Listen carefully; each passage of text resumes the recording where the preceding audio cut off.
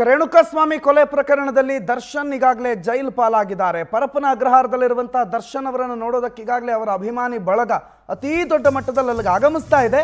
ಆ ನಡುವೆ ಈಗ ವಿಜಯಲಕ್ಷ್ಮಿ ಅವರು ಕೂಡ ಪರಪ್ಪನ ಅಗ್ರಹಾರದ ಜೈಲಲ್ಲಿರೋ ದರ್ಶನ್ ಅವರನ್ನು ನೋಡೋದಕ್ಕೆ ಬಂದಿದ್ದಾರೆ. K05 NB6633 ಕಾರ್ನಲ್ಲಿ ಆಗಮಿಸಿದ್ದಾರೆ ವಿಜಯಲಕ್ಷ್ಮಿ. ಮಾಧ್ಯಮದವರನ್ನ ಕಂಡು ಅಲ್ಲಿಂದ ವಾಪಸ್ ಆಗಿದ್ದಾರೆ.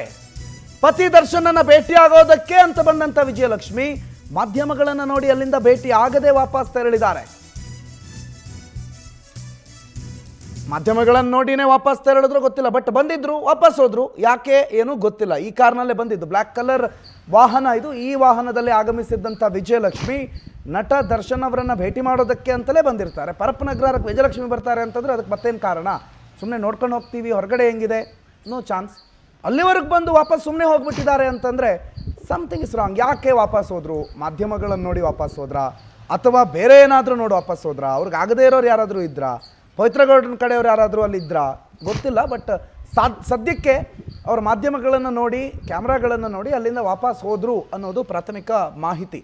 ಬಟ್ ಒಂದಂತೂ ಸತ್ಯ, ನಟ ದರ್ಶನ್ ಅವರನ್ನು ಅಂದರೆ ಅವರ ಪತಿಯನ್ನು ಭೇಟಿ ಮಾಡೋದಕ್ಕೆ ಬಂದಂಥ ವಿಜಯಲಕ್ಷ್ಮಿ ಭೇಟಿ ಮಾಡದೆ ವಾಪಸ್ ಆಗಿದ್ದಾರೆ. ಪರಪ್ಪನ ಅಗ್ರಹಾರದವರೆಗೂ ಬಂದು ಅಲ್ಲಿಂದ ವಾಪಸ್ ತೆರಳಿದ್ದಾರೆ.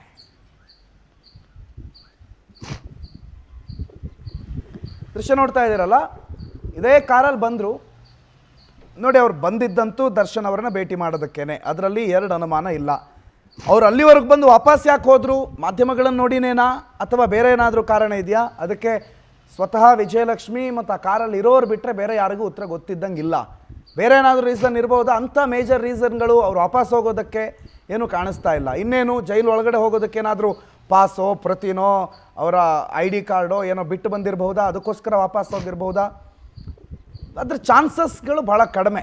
ಸದ್ಯಕ್ಕೆ ನೋಡ್ತಾ ಇದ್ದರೆ ವಿಜಯಲಕ್ಷ್ಮಿ ಅವರು ತಂದಿರುವಂಥ ಸ್ಟೇ ಇವೆಲ್ಲವನ್ನು ಗಮನಿಸಿದ್ರೆ ಮಾಧ್ಯಮಗಳು ನಮ್ಮನ್ನು ನೋಡ್ತಾರೆ. ನಾವು ಬರುವಾಗ ಮಾಧ್ಯಮ ನಮ್ಮನ್ನು ಕವರ್ ಮಾಡುತ್ತೆ. ಏನಾದರೂ ಪ್ರಶ್ನೆ ಕೇಳ್ಬೋದಾ, ಅದಕ್ಕೆ ಉತ್ತರ ಕೊಡಬೇಕಾದಂಥ ಸಂದರ್ಭ ನನಗಿದ್ರಾದರೆ ನಾನು ಏನು ಉತ್ತರ ಕೊಡಬೇಕು ಅನ್ನೋ ಎಲ್ಲ ದೃಷ್ಟಿ ನೆಲೆಯಿಂದ ಅವ್ರು ವಾಪಸ್ ಹೋಗಿರಬಹುದೇನೋ.